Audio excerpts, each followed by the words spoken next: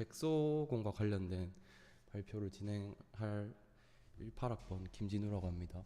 그래서 이제 오늘은 설계를 알아볼 건데, 이제 분석도 이제 설계에 영향을 주기 때문에 분석을 이제 조금 생각하면서 설계를 한번 알아보겠습니다. 먼저 이제 발표를 들을 때 주의사항 먼저 소개하고, 그 다음에 분석 설계 순으로 발표를 진행하겠습니다. 일단은 이 발표는 제가 개인적으로 공부한 내용이랑 주관적인 생각을 이제 넣은 발표이기 때문에 참고만 해주시면 되고, 실제 뭐 객소공 진행하실 때 제 걸 반영해도 되고 안 해도 되는데, 근데 그 책임은 제가 못 질 것 같습니다. 그냥 이제 보고 괜찮다, 타당하다 싶으시면은 적용해 주시면 될 것 같습니다. 그래서 일단 저는 이제 UML 패턴과 적용이라는 책을 기반으로 일단 발표를 준비했고, 다른 객소공 책들이 많은데 이제 조금씩 차이가 있는 것 같아요. 그래서 근데 저는 그 중에서도 이 책이 좀 괜찮았다고 생각해서 이 책 내용을 위주로 발표를 한번 해보려고 합니다. 그리고 이전에 그 유즈 케이스 알아보기라는 발표를 진행했었는데, 이 부분에서 이제 분석과 관련된 유즈 케이스를 어떻게 작성하는지 발표 그 자료가 있습니다. 발표랑. 그리고 해당 예제를 이어서 또 설계를 한번 진행해 보도록 하겠습니다. 그래서 이제 이전에 사용했던 이제 발표를 안 보고 오신 분들이 있을 수도 있으니까, 그 유즈 케이스가 그 이전에 유즈 케이스가 어떤 거였는지 먼저 소개를 하겠습니다. 먼저 음식 주문하기라는 이제 유즈 케이스 명을 갖고 있고, 이제 그냥 우리가 분식당 같은 데 가서 음식을 주문하고 결제하는 유즈 케이스입니다. 그래서 지난 유즈 케이스 발표에서도 언급하였지만, 유즈 케이스라는 것은 이제 유즈 케이스 다이어그램을 말하는 것이 아니라 유즈 케이스 시나리오가 중요하게 됩니다. 그래서 여기 보면은 유즈 케이스라고 해서 가지고 온 것이 유즈 케이스 시나리오고요. 그래서 이전에 그 발표에서 진행했던 유즈 케이스에서 또 몇몇 부분 이제 좀 이상한 부분이 보이더라고요. 그래서 좀 변경을 했습니다. 키오스크 시스템에서 주문 시스템으로 변경을 하였고, 그 시스템의 범위를. 그리고 1차 벡터를 배가 고픈이라는 단어를 뺐습니다. 불필요한 단어라서. 그리고 구성원은 이라는 말은 이제 뺐고 사용자는으로 대체를 했습니다. 그 이유는 1차 벡터가 한 명일 수도 있지만 뭐 2명, 3명이 된다면 이제 그게 구성원이라는 말이 한정이 되기 때문에 사용자는 이라는 용어로 변경을 했습니다. 그리고 그냥 추가로 결제 실패 예외 케이스를 확장해 추가했습니다. 네, 이렇게 되는 게 이전에 유즈 케이스를 제대로 작성하지 못해서 이렇게 변경한 것도 있지만, 그것보다도 이제 UP라는 것을 적용해 보면은 이제 계속해서 유즈 케이스를 한 번만 작성하고 이제 그냥 놔두는 것이 아니라 계속 구현과 설계, 개발을 진행하면서 이제 진화하는 이제 유즈 케이스를 작성할 수 있어야 됩니다. 그래서 이전에 유즈 케이스를 좀 더 좋게 정제했다고 보시면 될 것 같습니다. 그 다음에 도메인 모델이라는 용어가 등장하는데요. 이제 도메인 모델이란 이제 도메인에서 중요한 개념들을 나타내는 것인데, 이게 추상적인 단어들이기 때문에 분해해서 한번 살펴보도록 하겠습니다. 먼저 도메인이라는 것은 문제 영역을 뜻하고, 모델이라는 것은 어떤 것을 추상화한 것을 나타내는 것을 말합니다. 그래서 이것을 맞춰서 한번 해석을 해보면, 문제 영역에서 필요한 것들만 나타낸 것이라고 볼 수 있는데, 이게 무슨 말이냐면, 다시 말하면 문제 영역에서 내가 필요 없는 부분들을 제거하고 필요한 부분들만 이제 표현한 것들을 이제 말합니다. 그래서 해당 도메인 모델을 통해서 내가 구현하려는 영역들에 대해서 더 높은 이해를 할 수 있게 됩니다. 그래서 도메인 모델이라는 것을 만드는데, 이제 도메인 모델을 통해서 이제 분석 단계이기 때문에 해당 문제 영역에 대한 이해를 높일 수 있고, 그리고 추후 설계에서 도메인 모델을 가지고 이제 설계에서 도움을 받을 수 있습니다. 이제 이게 도메인 모델이 다른 말로 개념적 클래스 다이어그램이라고도 하는데요. 그래서 보통은 이제 오퍼레이션은 없고 이제 그 어트리뷰트, 그 값만 있는 그런 것들을 나타낸 겁니다. 이제 도메인 모델을 작성할 때는 보통은 클래스 다이어그램으로 표현을 하게 됩니다. 그래서 오른쪽에 이제 도메인 모델을 분석을 할 때도, 만들어 볼 때도 이제 유즈 케이스를 가지고 만드는데요.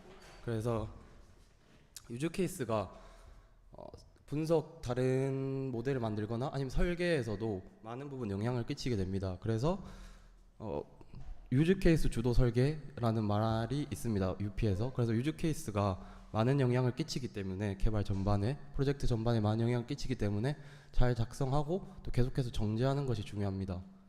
그래서 오른쪽 유즈 케이스를 보시면은 음식 메뉴, 가격, 결제, 영수증, 주문이라는 이제 단어들이 보이는데 해당 단어들을 이건 도메인 영역에서 유심히 살펴봐야 될 모델이다라고 표현을 할 수 있습니다. 그래서 먼저 그것들을 클래스 다이어그램으로 그리고 관계를 나타내 보았습니다. 그래서 음식 메뉴라는 것이 있고 주문, 결제, 영수증이라는 것이 있습니다.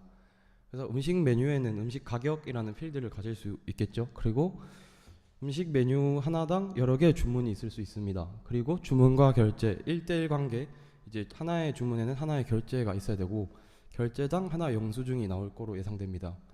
근데 이것도 유즈 케이스나 마찬가지로 이 도메인 모델은 한 번 만든 게 고정되는 게 아니라 계속해서 진화하면서 이제 변형이 됩니다. 그래서 이제 프로젝트가 끝날 때쯤에는 완벽한 도메인 모델을 만들 수 있다라고 생각하시면 되는데 사실 그게 어렵긴 한데 그걸 지향하면서 가야 됩니다.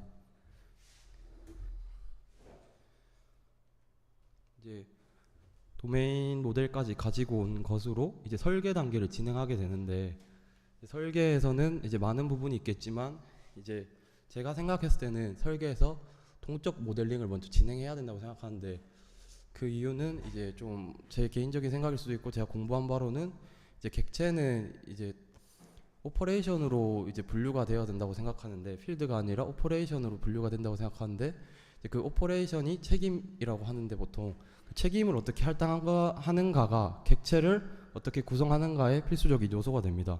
그래서 책임을 먼저 할당하는 동적 모델링을 진행하는데 동적 모델링을 진행할 때 이제 책임이라는 것은 어떤 행동을 나타냅니다. 그래서 아까 말씀드렸던 이제 주문하기라는 이제 행동이 있으면 이 행동을 구현해야 됩니다. 이 주문하기라는 책임을 가질 이제 클래스를 골라야 되는데 설계 단계에서 근데 이제 저희가 이 동적 모델링을 할 때 클래스를 어떤 걸로 만들어야 될까 할 때 도메인 모델을 참고해서 만들게 됩니다. 그래서 order라는 주문하기라는 이제 행동을 이제 이 책임을 누가 받을까에 대해서 고민을 할 때 보통은 그 행동을 구현할 때 필요한 필드를 갖고 있는 이제 객체에다가 요청을 하게 됩니다. 근데 이제 좀 애매한 부분이 있죠. 보면은 이제 order라는 것은 주문이라는 객체를 만드는 것 같은데 그러면은 그 주문이라는 객체를 만드는데 그 행동을 그 오더에 내가 부여하는 것 나를 만드는데 내가 그 만든 행동을 가지고 있다? 이건 살짝 어색한 것 같고 그리고 푸드 메뉴 내가 주문할 때 푸드 메뉴를 이제 인자로 받게 되었는데 그 푸드 메뉴를 통해서 이제 주문을 진행하는 로직을 구현하는 것도 뭔가 어색하다고 생각할 수가 있습니다. 그래서 이런 경우에는 보통 어떻게 하냐면 올더 서비스라는 걸 만들게 되는데 이거는 기존의 도메인 모델에서 없었고 이제 설계 단계에서 추가로 만든 이제 클래스입니다. 그래서 설계 단계에서 도메인 모델에 있는 것을 꼭 무조건 따라야 되는 거 아니고 필요에 따라서 클래스를 만들어낼 수가 있습니다. 그래서 설계 단계에서 클래스 다이어그램에서 만든 클래스 다이어그램이 기존의 도메인 모델에 영향을 끼치기도 합니다. 그래서 일단은 이제 그렇게 동적 모델링을 계속 진행해 보면은 먼저 오더 서비스라는 것에 주문하기라는 것이 있고 그 다음 요청은 이제 주문을 하기 위해서 가격 계산을 해야겠죠. 그래서 푸드 메뉴에게 가격을 요청합니다. 그래서 가격을 받아오고 오더라는 것을 그걸로 생산하고 이제 그것을 통해서 결제 모듈을 통해서 결제를 진행하고 이제 결제를 하고 그걸 통해서 이제 영수증을 발행하는 로직이 되는데 제가 발표를 준비하면서 좀 더 쉬운 예제를 가지고 올까 생각했는데 이전의 예제를 좀 그 유즈 케이스 알아보기 예제에서 동일하게 가져온다고 가져왔는데 이게 좀 쉽지가 않은 예제라서 저도 이제 만들면서 살짝 뇌절을 했는데 그 보시면은 오더 서비스에서 모든 로직을 구현하고 있는 것처럼 보이죠. 근데 저렇게 되면은 객체 지향의 장점이 좀 많이 사라지게 됩니다. 그렇다고 해서 그게 무조건 나쁜 것은 아니라 그 로직을 한눈에 볼 수 있다는 그런 장점도 있습니다. 그래서 저렇게 하나의 객체에 모든 로직이 포함되어 있는 것은 보통 트랜잭션 패턴이라고 하고, 여러 개의 객체에 이제 책임이 분배된 것을 이제 도메인 모델 패턴이라고 합니다. 근데 이제 보통은 복잡한 시스템에서는 도메인 모델 패턴을 적용하는 것이 좋은데, 보통은 이제 쉬운 예제에서는 그냥 단순하게 트랜잭션 패턴을 적용하는 것이 더 나은 선택일 수가 있습니다. 그래서 일단은 이건 이렇게 진행되었고, 앞으로 이제 설계 단계 진행하실 때 이런 단계를 진행하시면 되는데, 보통 제가 생각했을 때는 트랜잭션 패턴이라는 것을 하나의 객체에서 모든 로직을 수행하는 것처럼 진행하시는 게 좀 더 편리하게 하실 수가 있을 것 같습니다.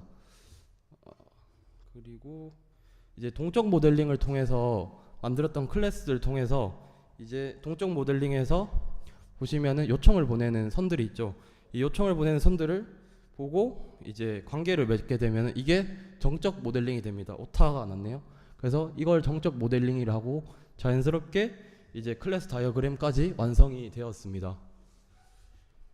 그래서 일단 오늘 발표가 많이 미약하고 이제 준비가 덜 됐다는 느낌을 저도 이제 받긴 하는데, 이제 제가 추천하는 책들을 이제 이걸 보고 많이 구현했는데, 저는 이제 UML 패턴과 적용 여기서 도움을 많이 받았고, 그리고 이제 유즈 케이스 그 분석 단계가 끝나가겠지만 이제 라이팅 이펙티브 유즈 케이스라는 것도 많은 도움을 받았습니다. 그리고 추가적으로 객체 지향에 대해서 좀 더 이해하고 싶으신 분들은 맨 밑에 오브젝트라는 책을 읽어보시면 좋을 것 같습니다. 혹시 질문 있으신 분 질문 받겠습니다.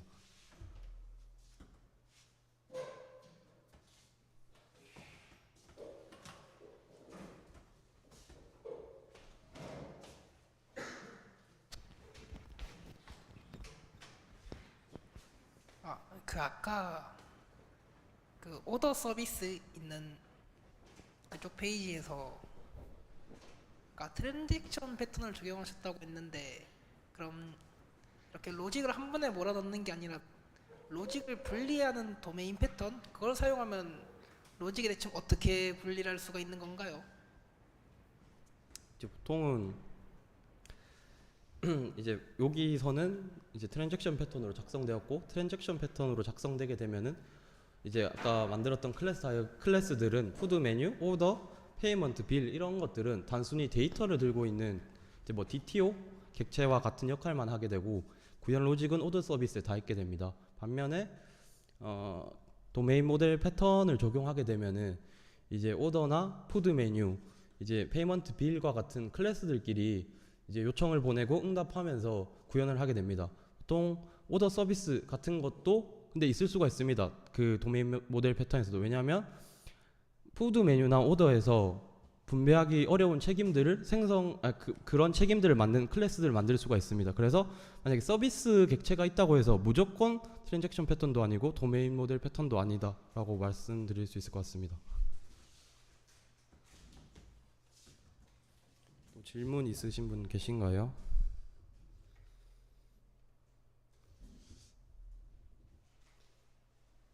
뭐 궁금한 거 있으시면 그냥 물어보셔도 돼요. 그렇게 좀 어려운 내용이 있을 수도 있는데 뭐 설계 단계에서 어떻게 진행하면 좋을지 뭐 그런 것도 괜찮고 그냥 편하게 물어보시면 될 것 같습니다.